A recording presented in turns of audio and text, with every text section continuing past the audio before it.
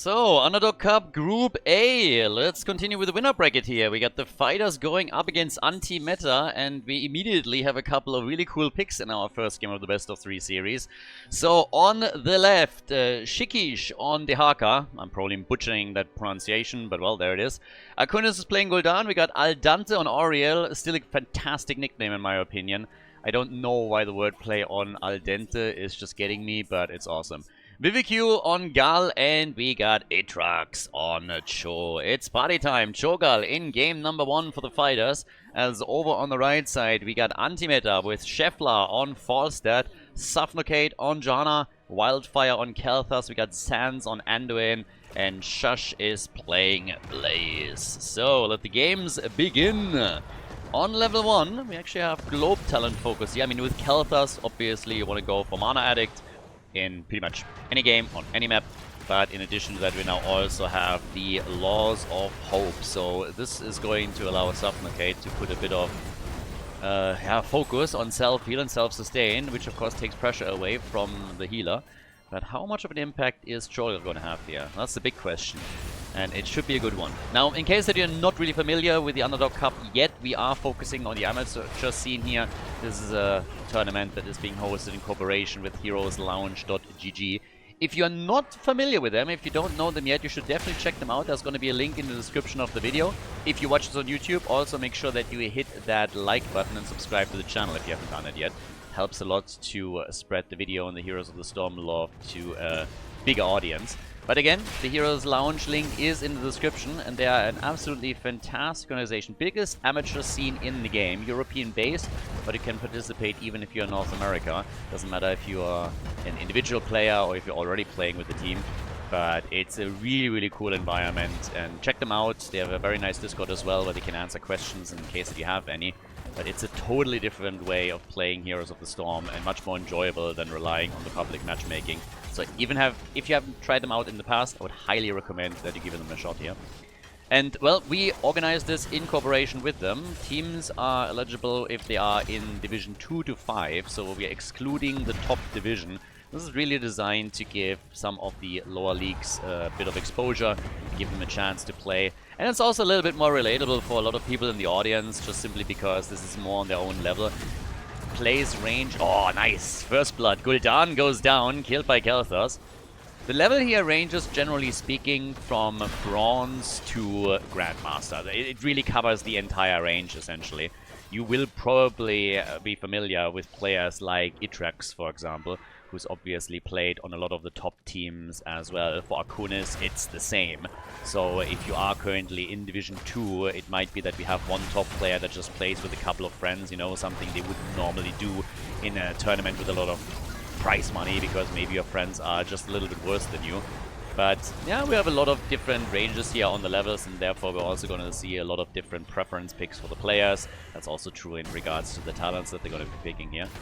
But with CHO'GALL in the house, and also the CHO'GALL skin, of course. I mean, when you see that thing coming, then you know that trouble is brewing. We still have the first blood for Team Anti-Meta, so they've been doing well here. The rotation between the middle and the top lane, by the way, has been doing pretty okay for Jojo and for Kel'Thas when it comes to the globe stacks. So Kel'Thas is just 7 away from completing his quest, which is also giving him a bit more survivability, which is obviously fairly important here. Especially once level 10 hits for the opponent. But CHO'GALL is someone that scales extremely well into the late game, and we have had in the past, also in regards to the Murky Cup, quite a few CHO'GALL picks, especially here on Tomb of the Spider Queen, but generally he can be insanely powerful. Nice interrupt again against Jojo. Scheffler in trouble and is able to get away just in time. But this is highly contested. They're really fighting tooth and nail to try and keep control here. Now we now got also 25, 26 gems on the side of CHO'GALL, and of course if you have only 4 bodies in the game, that also means that it's a bit easier for your opponent to keep tabs on the turn-ins. So they're going to try and shut those down as best as they can. The 7 talents are about to hit for the 2 teams. We now have Jojo with 17 stacks already, so she is getting a fair amount of self-sustain through Laws of Hope here. CHO'GALL targeted, gravity lapse, nice CC. Can they body block enough to get a kill? And the answer is no, but they could get a lot of damage in, and that really keeps Oriel on her toes, who obviously has to provide all the heals here. But look at this, beautiful!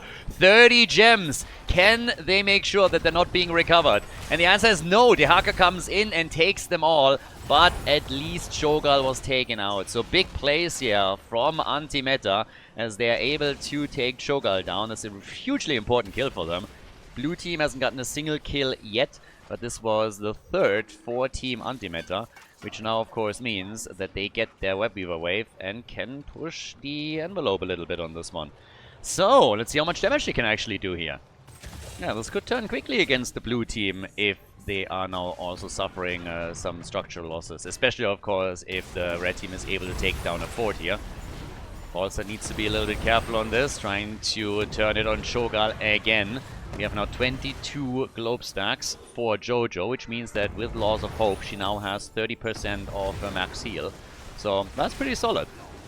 And we have the completed quest for Kel'Thas. These Gravity Labs follow-ups are, by the way, awesome. This is one of the things that is just amazing about Kel'Thas and always was. It's a bit of a shame that he on the top level has fallen out of fashion and is not really part of the meta anymore. It was always very, very enjoyable in the past, in my opinion. But now Gul'dan is taken down, and that's of course another huge advantage for Team Anti-Meta. Guys, they're about hit level 10. They're looking great here.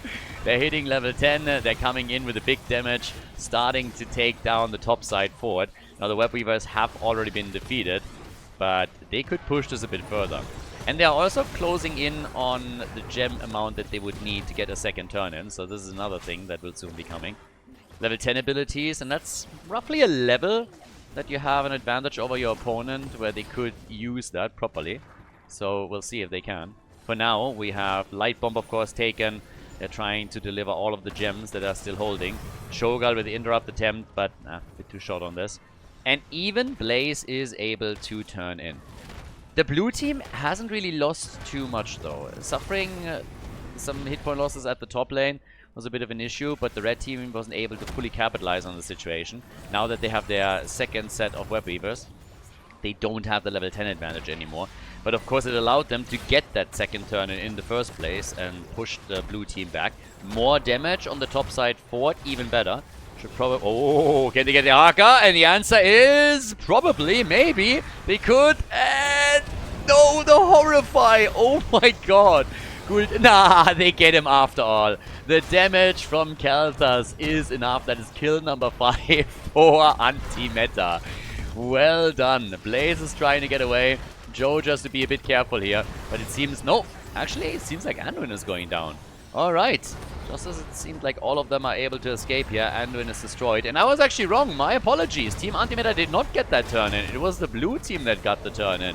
I was so focused on the gems that the red team was running that I could totally miss that. I blanked on this, my bad.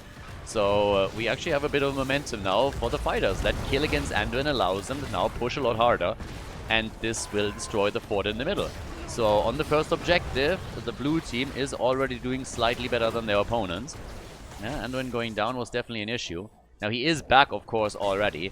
And topside, not for that wave appearing and Gul'dan coming in. He might have been able to finally take that fort out. Starting to equalize a bit.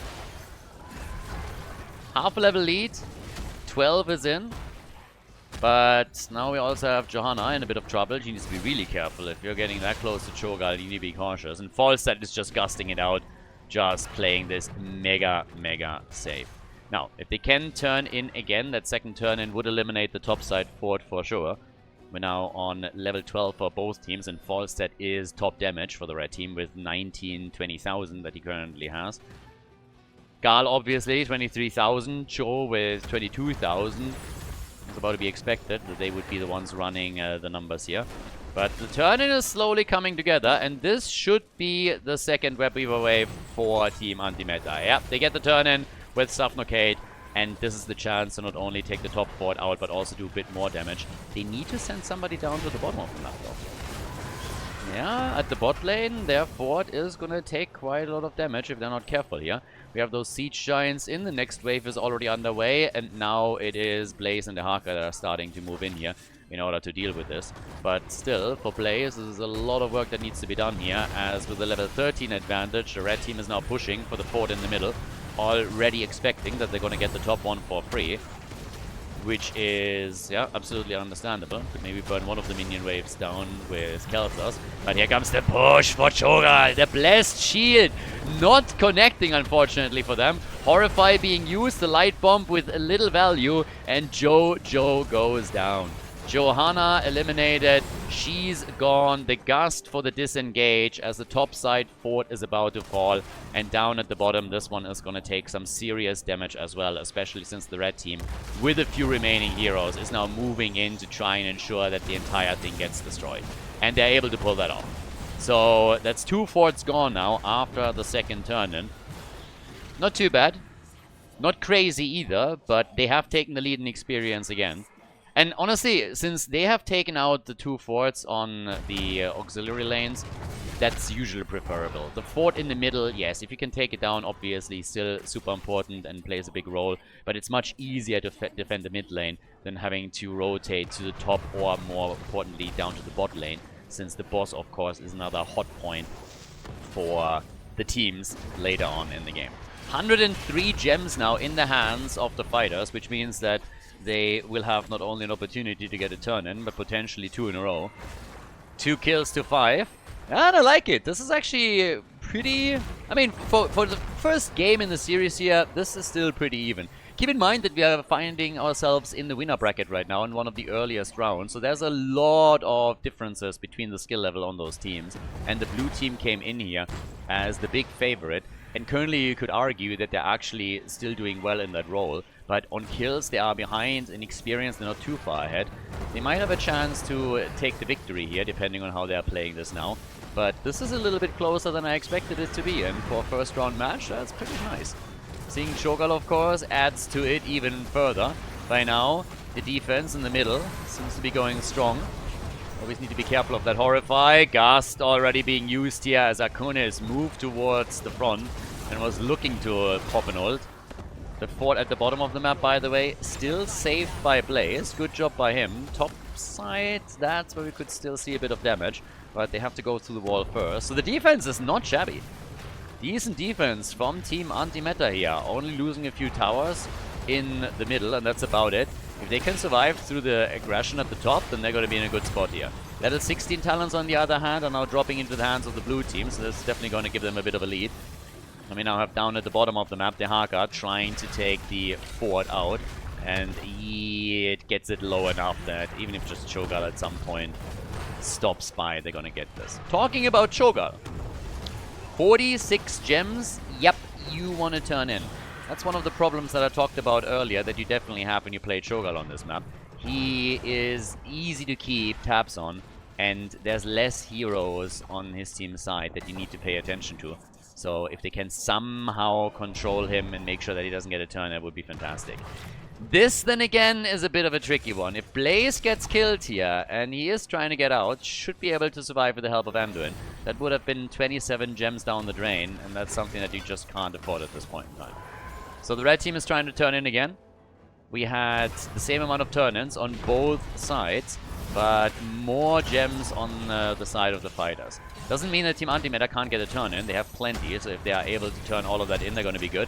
Jojo with 35 stacks now, that's 35% of heal, but it doesn't matter. CHO'GALL comes in, gets that kill, and absolutely destroys her. They're trying to save Blaze, and they can. He holds 32 gems at this point in time. And with Johanna dying and losing a few gems, that also means that the team cannot directly go for a turn-in. They still need to recover a few more gems before that becomes an option again. So, as it stands right now, we got the attack at the bot lane. A little bit surprised that the blue team did not go for a turn-in just yet, but they're trying to steal the camp. Oh, the tongue! And they're going for Khaldor's, and yeah, that's a disaster. That's bad. They wanted to get the camp first, which they have now done, and in addition to that, they also got a kill. So this is really bad news for Team Anti-Meta. Yeah, Khaldor's getting caught there by Dehaka. That was more than just a small setback. So now the turn-in is starting. 55 gems get delivered. They're short another 5, which basically anybody else can deliver. Could technically, I suppose, make a play for the boss too, but either way, this is going to be a brutal attack. We have now 46,000 damage for Khaldor. Khaldor has taken second spot with a 43k. And on the other side, it's still Falstad that is rocking the numbers for the red team with 31,000. So the blue team has the next set of web weavers. They also have a camp in the middle of the map, and this is going to hurt. I can already promise you that much. Team Antimeta will have to dig deep in order to prevent this from doing a lot of damage. Gul'dan is also nearly done with his level 1 quest. You could always argue that he's a bit late to the party there, but once that he completes it, they're going to get more damage out of his Echoed Corruption as well. So this is going to be pretty big. And they are starting to push them back here as they're trying to get a bit farther forward. So ult's already being used, can burn the minion wave down at a minimum, which is what we're immediately getting. And now the push towards the middle as they are trying to take a keep down. The forts are obviously all gone already. 1 level until 20. And here's the big opportunity at this point for the fighters to do some work. Quest is completed for Gul'dan. So again, this is a nice extra damage boost that he's now going to get. Defense in the middle is holding strong. Team Antimeta is able to burn the web weavers down quickly, but they still have to deal with the top and the bot lane. And the siege still continues. So the keep is slowly losing a few hit points as CHO'GALL is continuously starting to attack. Blaze is now dealing with the top lane. That keep has already taken a severe amount of damage, and Falstad at the bottom of the map has to be mega careful. Needs to retreat here, needs to retreat quickly. So he comes back, but that also means that the bot lane is going to suffer a bit more. And level 20 is coming in with the next minion wave. So once that we have level 20, that is where the blue team can just simply settle down here and siege up right in front of them and keep poking to take keeps out. Catapult at the bot lane has already done some additional damage. Oh, and to make matters worse, you know what? Blue team is actually really close to level... not only level 20, which they now have, but to another turn-in. So, we're getting the Twilight Frenzy. Still playing out here, and even the reduction on the death timer. So Hour of Twilight. Probably just thinking about, hey, what could possibly ruin the game for us? They are already in the lead, so they're playing the safe here. Hour of Twilight is taken. CHO'GALL is moving out. Could also play a bit more aggressive right now. Here comes the isolation from the Haka potentially. He's moving into the team fight and could drop the ult, but Gust gets used to buy them a bit more time. Lots and lots of damage coming through right now. And as expected, with level 20, they're starting the siege up here in the middle. Or at least that's the intent as CHO'GALL is pushed back once again. 58,000 damage now from Khaldor, 55,000 from Gul'dan. And they're gonna get at a minimum the keep in the middle. Mid lane keep is gone. Antimeta is being pinned down here. You gotta give it to them. They're really fighting back on this one. I mean, they're doing what they can in order to fight back here, and they're doing a great job on this. So they're fighting tooth and nail to somehow make this a thing. And they are Division 4 team. I just have to point this out once again. So they are in Division 4, and the fighters are in Division 2. So a really valiant effort by the red team. But now that they have level 20, they might even have a shot to try and bring this back. But what they need is some kills, and they're trying maybe to get a Gust. Yeah, Falstad wanted the Gust, gets the wind tunnel. Can they go for Gul'dan? He pops his ult. And the Horrify was there in time to push him back. Now they're going for Auriel. Blessed Shield is out as well. Gul'dan a little bit of trouble. But the sync on those abilities wasn't quite perfect. They get the kill on CHO'GALL though, but they have to follow it up with more. CHO'GALL alone is not going to do enough for them. He's only down for 30 seconds. They need the kill on Gul'dan, and they get it. That's a lot of gems now gone from Gul'dan. An opportunity to go for a turn-in and a boss, of course. Top side keep, super low. Bottom keep has taken damage earlier. Somebody might have to deal with this. And they're making a play for the boss at the 18-minute mark. Here's the opportunity for Team Anti-Meta to make the big play in this game. Get the boss, get the turn-in, and maybe lock in a victory. They were the underdogs coming in, and they are doing very nicely. But thanks to the Haka, thanks to the only global on the map, the blue team is now pushing again, and they are a bit too late to react to it, and that means that the second keep is inevitably going to fall here. The Haka, if he wants it, he is going to get it. is going to try and survive, of course, against Khaldor, but the Catapult already finished the job. They got their turn in too, but this is a move where anti-meta, they have to push for victory here. It's the only option that they have. Finish it here, finish it right now. I don't think that if they are dragging this out even further, that they have a chance. The Haka's already back to business. They're trying to force the fight before Khaldor arrives. And that's exactly what they need to do. Good attack against CHO'GALL, but the drag on Blaze. He doesn't have the bunker. 4 seconds. Blaze without the bunker. Molten Core and the stun on Oriel. That's the kill opportunity right there. But they don't have damage nearby. CHO'GALL goes down. This might be the huge opportunity to cause a massive upset here. Anti-meta with a big play. They're all a little bit low. Jojo is starting to come back, but now the core can be attacked. Here's the chance. 17 seconds until CHO'GALL is back to business.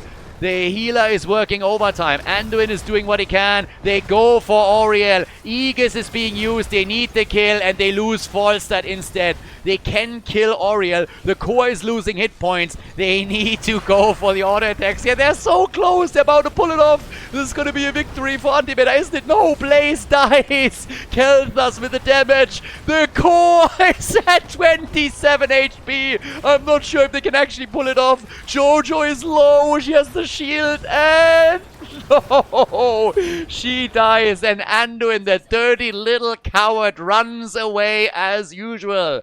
Shame. Shame.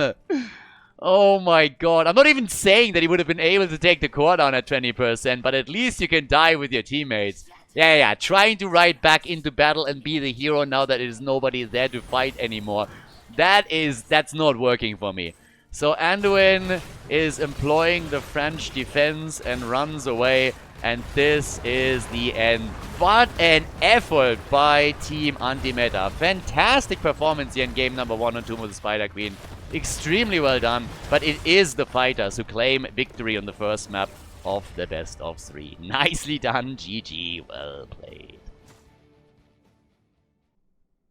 We're going to head in game number 2 in a second. Guys, if you enjoy the content, if you like the coverage here, please subscribe to the channel and like the video. It really helps to spread the videos to people that were interested in Heroes of the Storm in the past and might rejoin the game.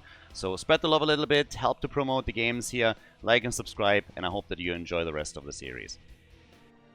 The fighters are in the lead, everybody. They've taken the victory on Tomb of the Spider Queen, and now we're heading into game number 2. And our second map is Towers of Doom.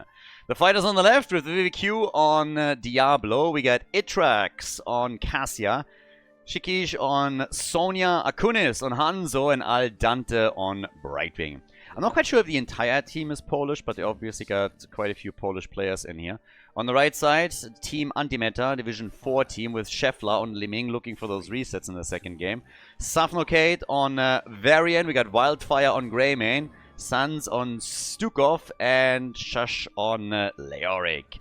So, time to party. If they can bring this back and force game number 3, that would be pretty impressive. Would be awesome for them.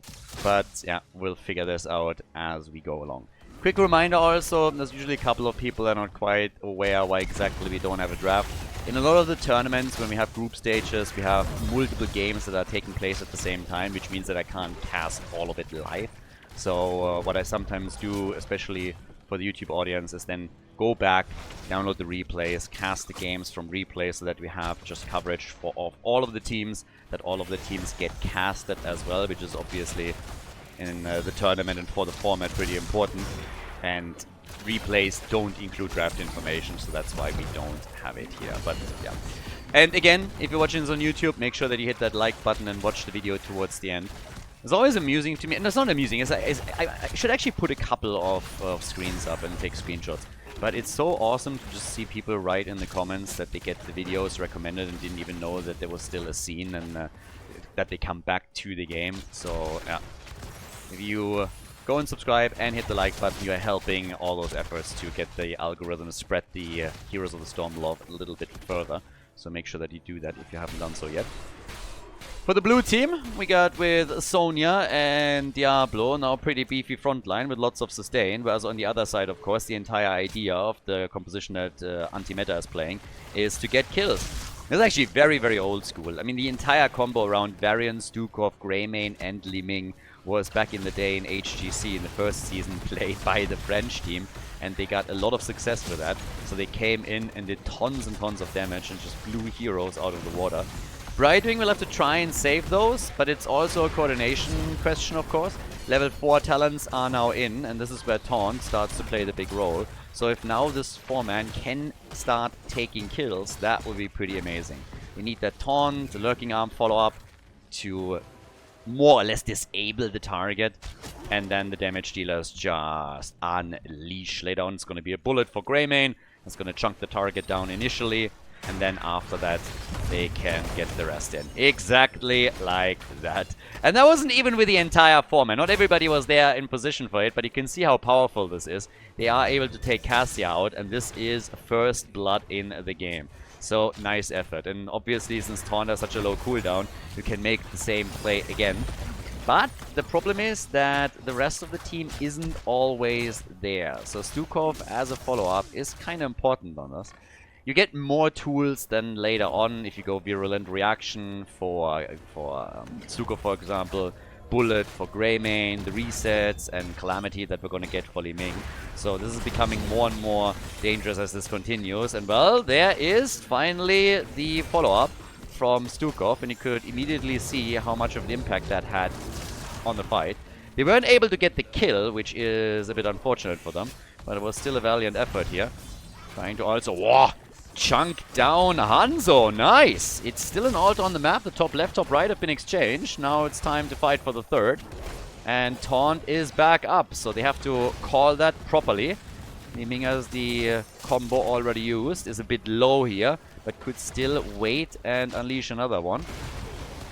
Just Varian gets a good handle on this. And there they go for Cassia. But Stukov and Li Ming weren't close enough. And now Greymane is the one that falls. The blue team was able to turn it against them. Hanzo tries to get the hit. And Varian gets officially Hanzo'd. That is 2 kills to 1 now in favor of the blue team. And another 4 shots fired against Team Anti-Meta. They got first blood. But afterwards, they started to suffer a little bit here. Now we have, with level 7 talents, also Calamity, which is definitely going to make a difference. And we're getting also the growing infestation here for Stukov. But okay. Can they bring this back? There's a small difference in experience right now. Blue team is slightly ahead on this. Pumpkins are now claimed by both teams. But it's obviously all about how well you can now get those connects. And Varian jumps in again. But they need the rest of the team to be ready for this. Cassia, nice. Good damage from her. Pushing Scheffler back. The heals come out. Varian maybe has a chance now to engage and drop another taunt. Team is certainly looks ready. Well, there we go. A couple of combos are getting unleashed. Not too much yet. A little bit of poke against Diablo, but you can always repeat that in another couple of seconds. And of course, let's not forget that once we have level 10, that bullet is also going to make a difference in how you engage on the opponent, how quickly you can, for example, chunk the tank down. So they go for Diablo again. With the positioning of the blue team, I think they had opportunities to go for other targets here that are a bit easier to kill. Now Greymane's gone, and they're losing Stukov too. So that is 2 heroes gone on the side of Team Anti-Meta. And it really feels that like the fighters are on the second map pushing this a bit more. Maybe in game number 1 they underestimated the opponent a little bit because of the difference in divisions. But here it feels that they're just playing this a bit cleaner, and you can really tell. They take the 1 level lead around level 10. Now we have lead for Sonya, so they want to be aggressive with this. And we got the barbecue, plus also the arrow from Hanzo, so you can chain some of your abilities to get a decent CC train going. And take them out here. Yeah, they're starting to come in. Sonya obviously has an opportunity in a moment to try and control the space. But they're losing Cassia. Very nice. Controlling the choke point with Stukov and enabling them to get the kill on Cassia. Now they're trying to focus their efforts on Diablo, and he is dead as well. Maybe the blue team got a little bit too overconfident.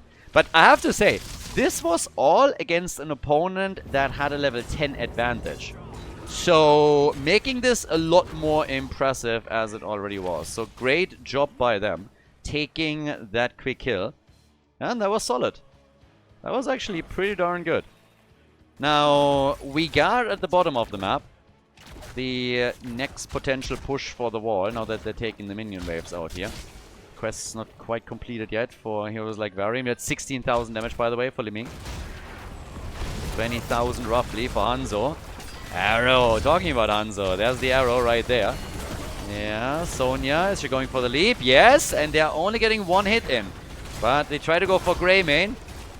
Already starts to retreat. They were hoping to maybe turn this even on Sonya, but it didn't really work out. Now Diablo is engaging and makes the play for Varian. Leo also a little bit low. Cassia comes in. And Hanzo nearly finishes what she started. Yeah, that was close. A little bit too close for comfort, but they survived through it. They are losing their pumpkins though. Those they won't be able to save. The pumpkins are going to be taken. By now we have the bullet, of course, as well. We got the massive shaft for Stukov. There they come again. Another quick hit is being made already against Diablo. They try to escort the pumpkins in, and yep, now they're triggering and they're making the move. Varian, Kel'Thuz's already the push, and Varian looking for the next target. And to see if they can now maybe go for Cassia again. Itrax has been moving to the front quite a bit, trying to get hits in. Varian can at some point capitalize on that. Might be able to take her out again, but they of course have to be careful that Diablo is not pushing them around too much. And talking about Diablo, he's been shielding them quite nicely here. 13 talents aren't ready yet. We have a single altar at the map now.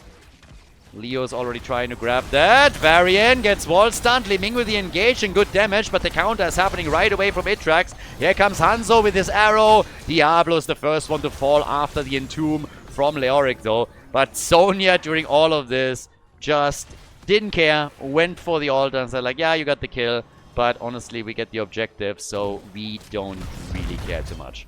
So, yeah. Win some, lose some, I guess. They win the fight, but they lose the objective. Which kind of sucks. I mean, nicely done by Sonya, you gotta say. They are trying to make up for it by invading the camp here. It could be another entomb in a few more seconds. They're still on cooldown. Yeah, but the camp is taken by the blue team. They were not a... Oh, the leap! Nice! And Varian, can they kill him? Doesn't seem like it. Varian is already retreating. Leo at the top, the level 13 talent, a little bit faster for Team Antimeta. So the plays are being made here.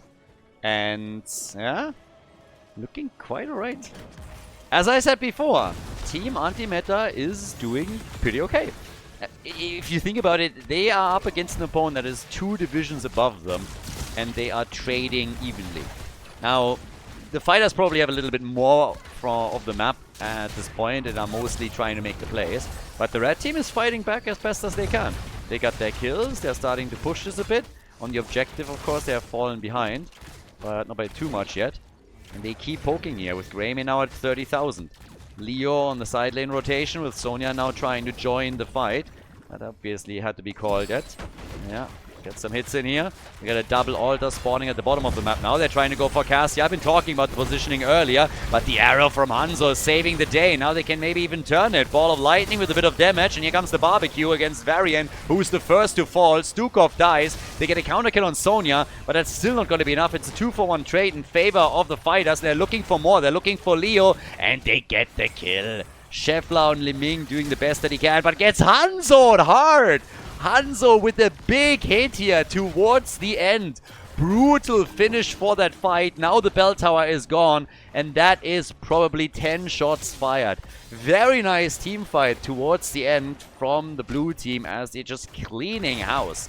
Now they can channel 2 altars and drop the red team down to 14 points on the core. Plus they're also taking the pumpkins here. Yeah, that one hurt. That one hurt a lot. 14 points on the core, and of course the lead in experience now got extended quite significantly. We're looking at nearly a level of an advantage, and more importantly a level 16 ability that is soon going to drop for them. Pumpkins, if they can escort them in, will of course hurt even further, but the red team is attempting to shut that down right from the get-go. As the Entomb looking nice, but they just do not have the damage to kill Diablo. And Brightwing with a save. Now they're turning on Varian. If they get another slow here, they might be able to get the kill. Arrow, and that's a double. Varian and Leo both gone, and then they Hanzo Li Ming again. Yeah, I think at this point, Scheffler just hates Hanzo even more than we all do already. Because that's now the second time in the team fight that that arrow combo just absolutely zoned in on him and took him down. Li Ming dying twice here. 2-level advantage now for the fighters. And the triple altar phase that is coming up next could, of course, now theoretically even end the game, which is wild. They could have gone for the boss here. Decided against it. Just pushing a little bit for now.